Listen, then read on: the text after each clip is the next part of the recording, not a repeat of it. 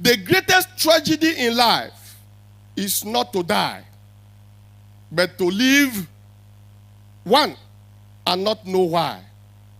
Two, and not become or to do all you were born to do.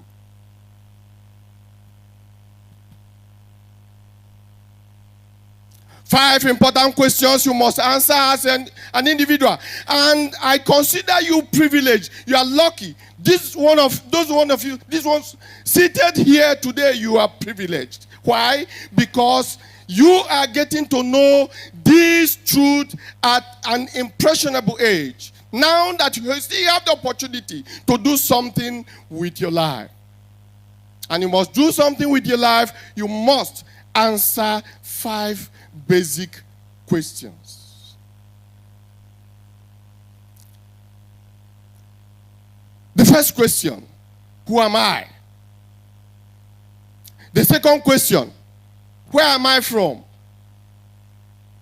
The third question, why were I born? The fourth question, what am I capable of doing? And the fifth question, where am I going to?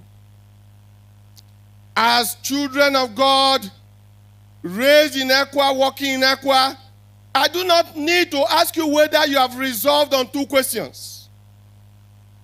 Those 2 questions, I don't have any iota of doubt in my heart that you have resolved on those 2 questions. Number 1 of those I think you have resolved on is, where am I from? We all say and we all know that we came from God Almighty. Unlike those who believe that they are grandsons and daughters of a chimpanzee, grandsons and daughters of a monkey. We have resolved on where we came from. We came from God Almighty. We have also resolved on the other important question, where are we going? We believe that after here, there is an afterlife. That question is already resolved.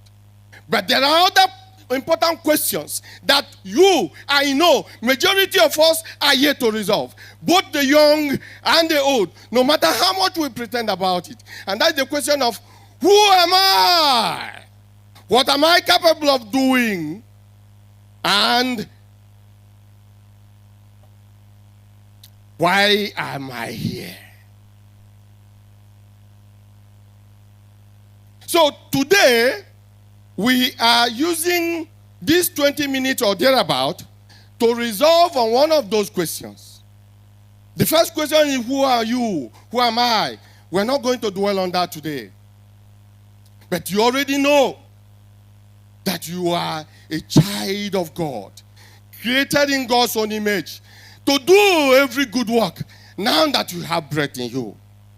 The question we want to resolve today is, what am I capable of doing? And I want you to ask yourself, what we are going to do today is to get you to know that it is in you. Everything that you will become, everything that you need to become what you would be, what God created you to be, is already in you.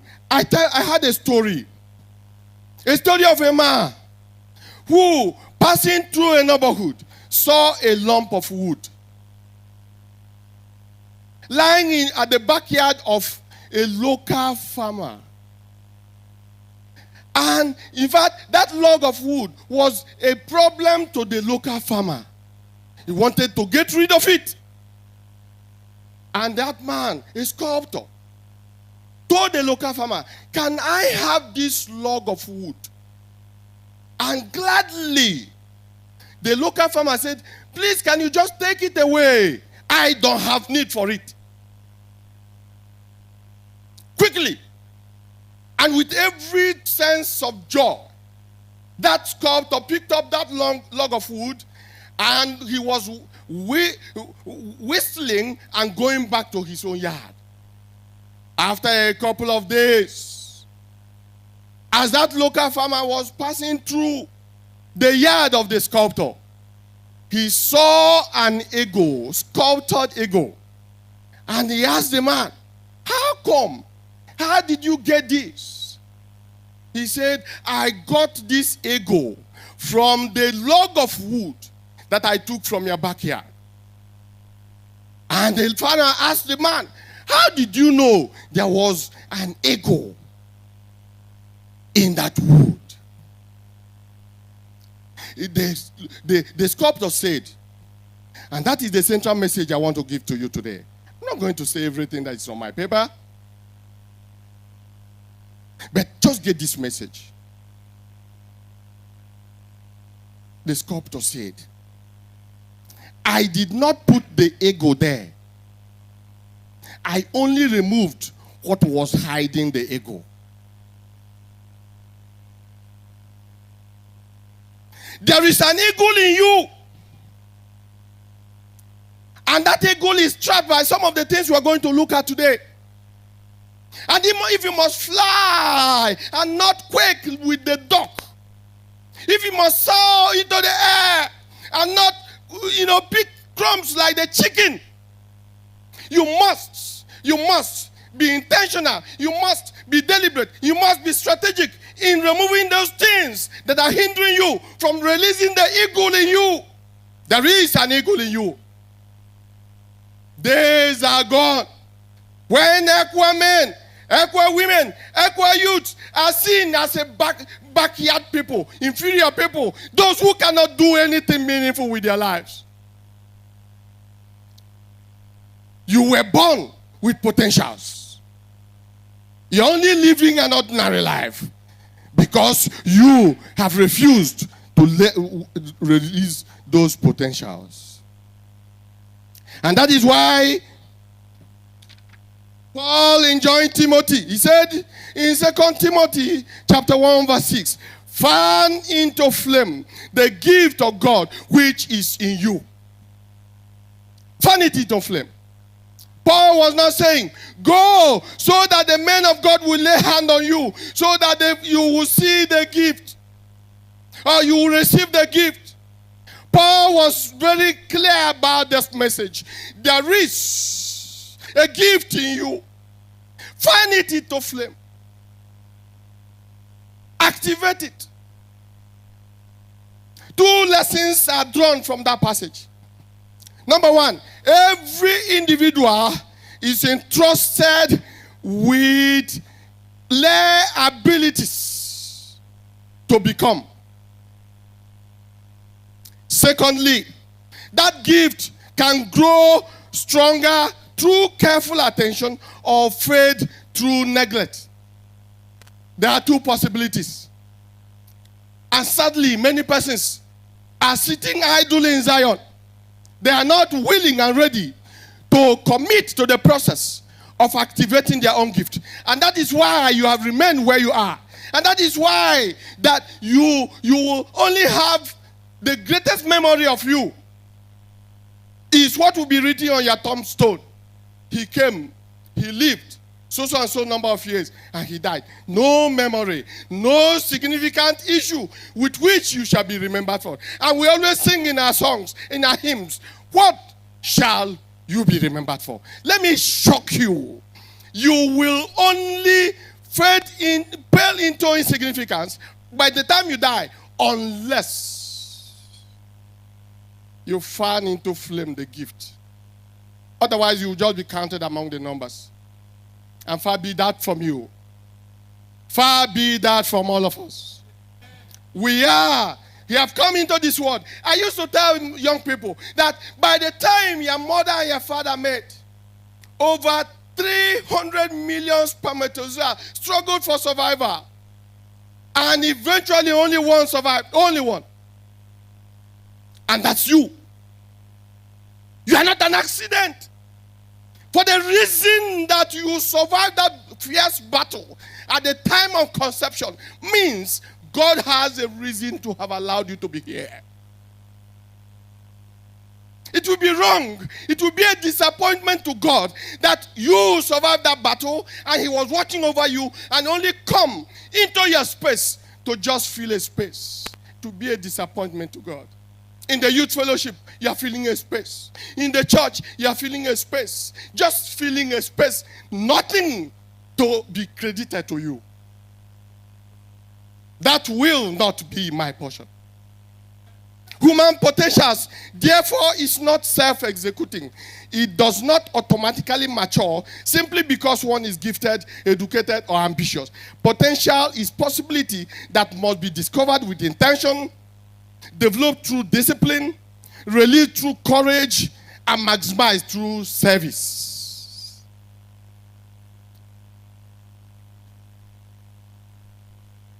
Like I said, your potential is your gift. Potential, what is potential? Potential is those things that is in you. You are capable of doing that you have not done. You are capable of being that you have not become. That's potential. Those things that are not what you have not done. Anything you have done is no longer potential. But the potential is in you. And I will try to recap on some of the areas through which you can pursue your potential and maximize it. But let me tell you, everybody is so busy. Nobody is interested in you. It's a hard truth. But I must tell you, I want to shock you. I want to get you angry at this convention. That nobody is interested in you. What are people interested in? They are interested in the gift you carry. They are interested in the value you bring. They are interested in the solution you are bringing. Because two kinds of persons exist on this earth. Those who create problems and those who solve problems. And the moment you are solving problems, even your enemies will knock on your door and call you in. Because you carry what they need.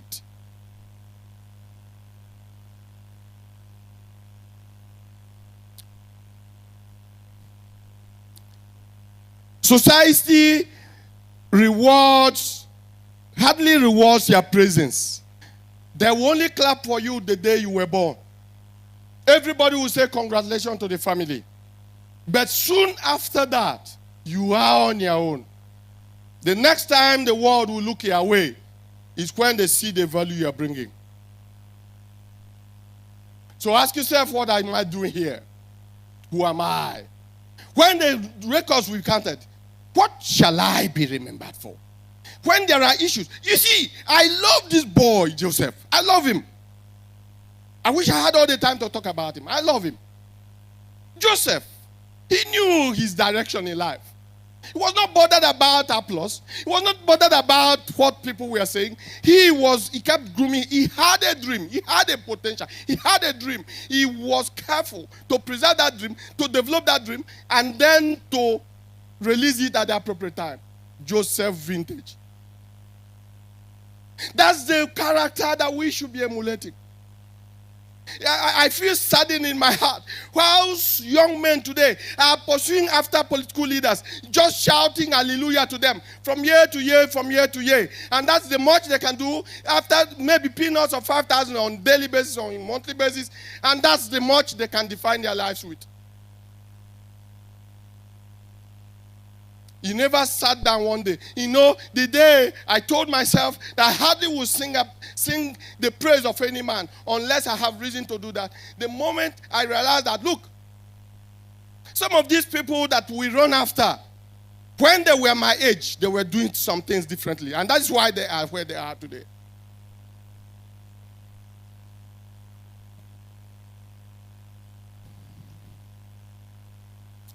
When a person's gift matures, it naturally attracts attention, opportunity, and influence. That is just the truth. Once you are potential mature, it will attract attention. Let me give you some of the principles of potential. Number one, we have emphasized this. Potential is inherent, but not automatic. It is already in you. But that it is in you does not make a difference. You must activate it. Fan into flame. I saw this truth in the life of the 4 lepers.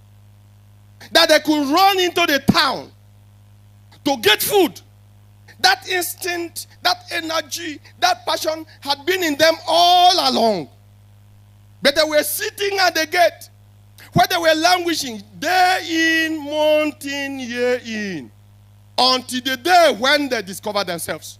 Oh, ECWA youths, may that day come when you get angry in your spirit, when you get perplexed, say, no, now, never again, like the lepers did. And they walked into the city. That city had always been there. They had always been there. Food had always been there. But nothing happened until they activated the gift in them. Nothing will happen in your circumstance. Nothing will happen in your situation. Nothing will happen in your family. Nothing will happen in your church until you say, if I die, I die. If I perish, I perish. I must go. I must do this. I must do it differently.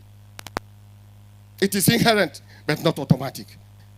Number 2, potential is revealed through problems. Like I said before, 2 kinds of persons. Those who solve problems and those who create problems. Let me tell you, the moment you sense a need or a problem in your area of gifting, that day you are lifted.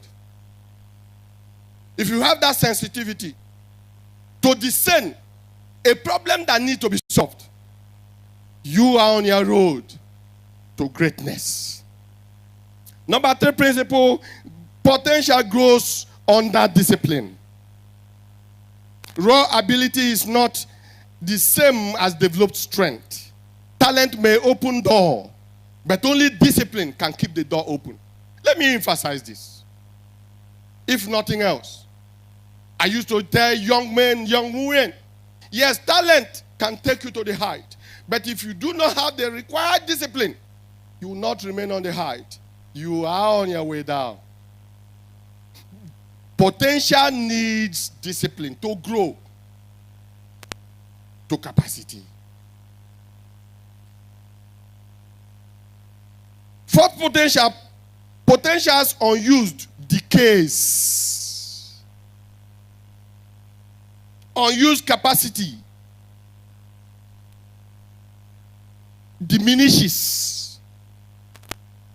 Skills deteriorates when neglected. When I was growing up, there was a particular young guy I kept admiring. In fact, sometimes we were in the same school, primary school. He was so good in the field of play, football, that every time I can miss my meal to make sure I have a close range to this guy.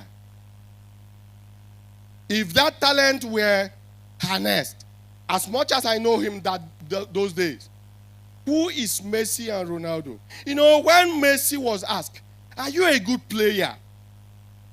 Are you a good footballer? Messi said, don't embarrass me. I am football. Oh my God, that's the level we should be operating. When Mike Jordan was asked, you play basketball so well. He said, no, I am basketball.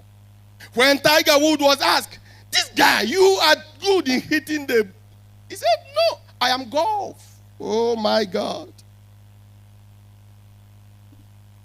Do you know why? When I watch, I'm a fan of Ronaldo. I watch every move of his. And, hey, thank you. God bless you. I love Messi, but I'm a fan of Ronaldo. You know why I became a fan of Ronaldo? Ronaldo, I'm sure you are... Most of the Messi fans may not like me now. I was looking at the trajectory of this young man. He can play for his club. He can train with his club maybe 1 hour or 2 hours in a day.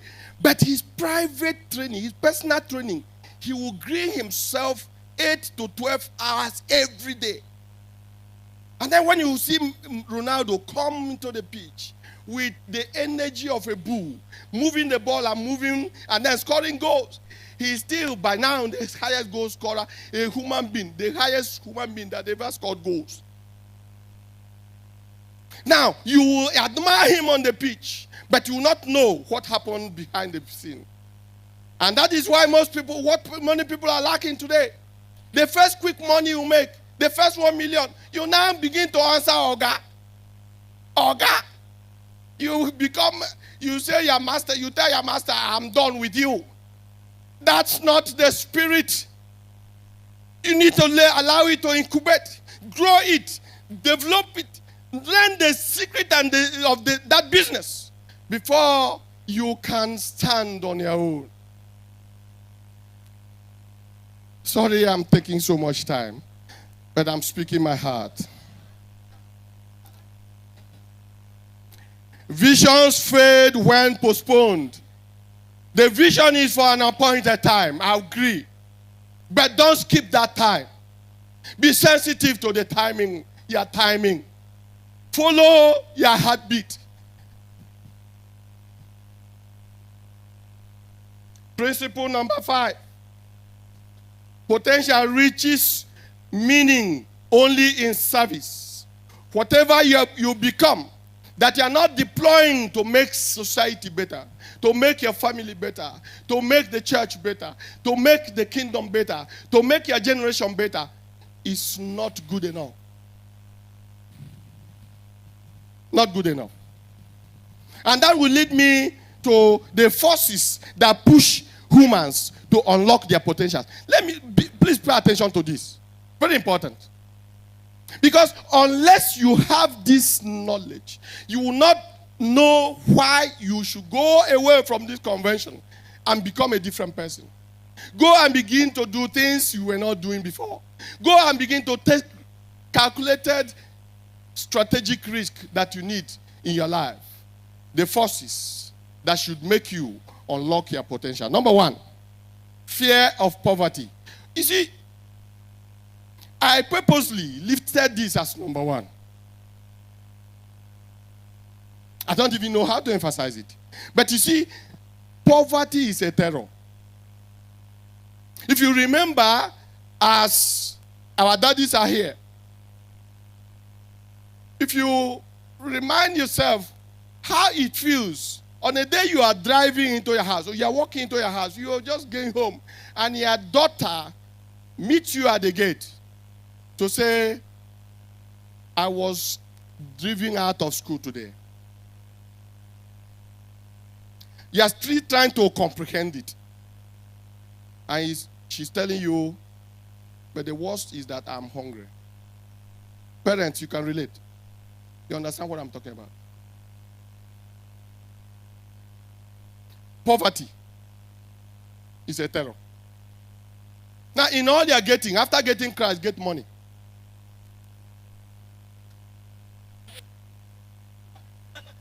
No, I'm not joking. I'm not joking. As far as the spiritual things are concerned,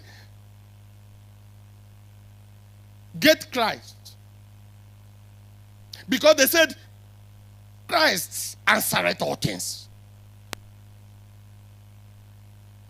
But wait a minute. After Christ, money answereth other things.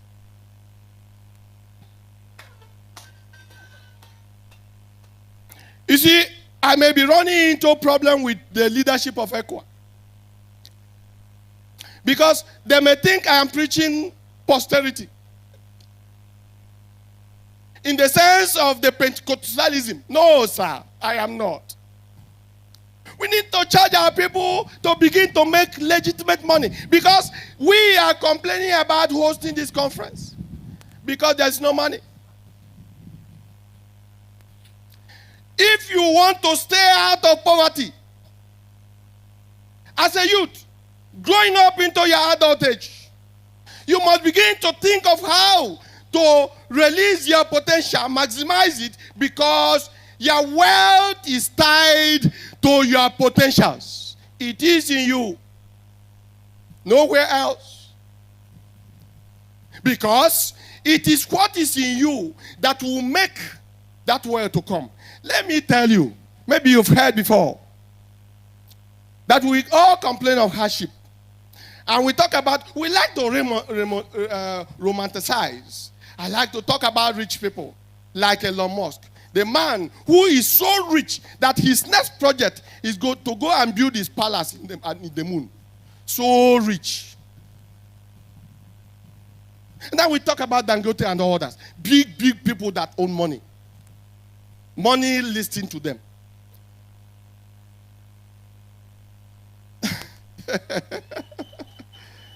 Oh. But you know, somehow we will even be complaining. Why are these people making all the money? In fact, the last statistic says that 2% of the 230 million people in Nigeria, 2% control what 98% are not controlling. And we may grumble. We may even get angry. That why are they packing our money?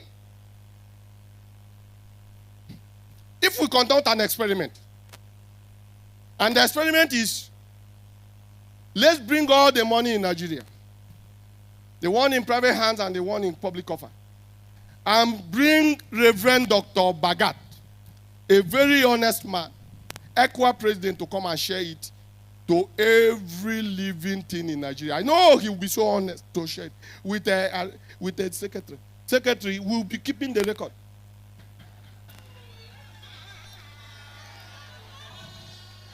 The treasurer will bring the money to them. Treasurer, I know you. You give them the money. And their madams will stay with them to make sure that you need to do this thing, otherwise, But they will do the right thing.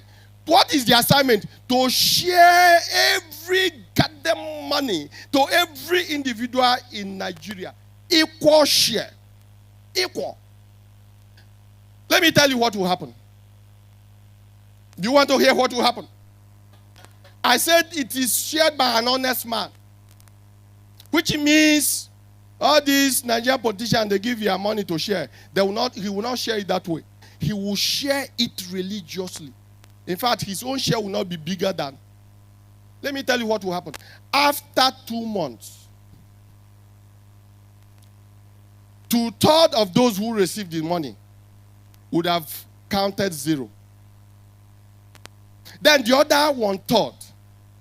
In 6 months. So, what am I saying? Before the end of 1 year, that money will still go back to where it came from. Why? Because money, they understand language.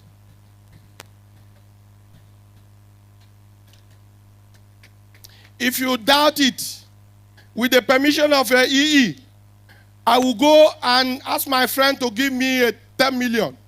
I will call one of you and say, I'm giving you this money. Let's see what happens to it after 1 year.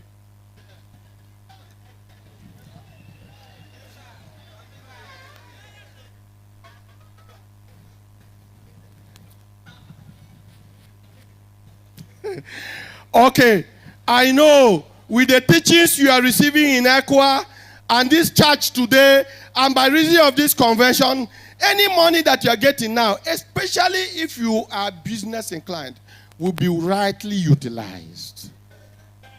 The other force that will make you to unlock your potential is the desire to truly live. I don't know how to emphasize this. Some people are simply existing. Eating and paying bills. They wake up in the morning, they do not know what next to do with their life.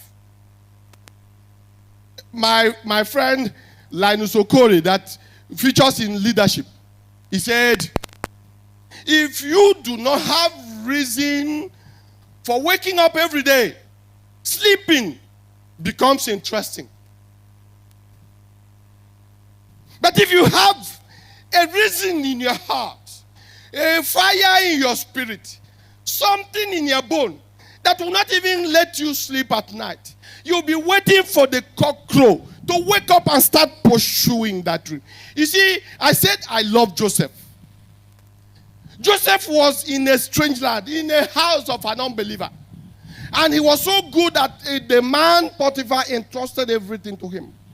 And how was he effective? I know he wakes up early. Because Potiphar said, the only problem I ever had under Joseph was to decide what I will eat.